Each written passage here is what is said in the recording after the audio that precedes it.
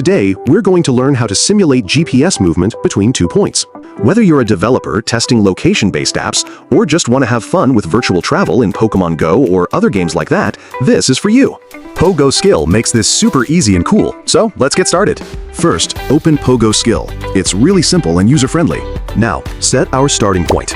All you gotta do is click on the map where you want to start your journey. Watch me click right here. This'll be our starting point. Next up, we choose the end point. Just click on the map at the destination you want, just like we did for the start. There, that's our end point.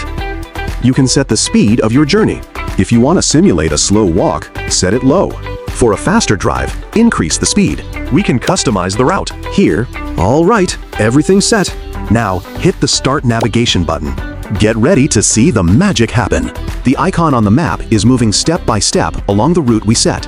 And if you check your phone's map app at the same time, it'll show the location moving like you're really traveling. With just a few clicks, you can move by single spot movement using PoGoSkill.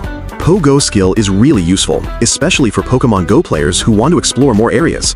Give it a try and find different routes and speeds on your own. Have fun, and don't forget to subscribe our channel and thumbs up.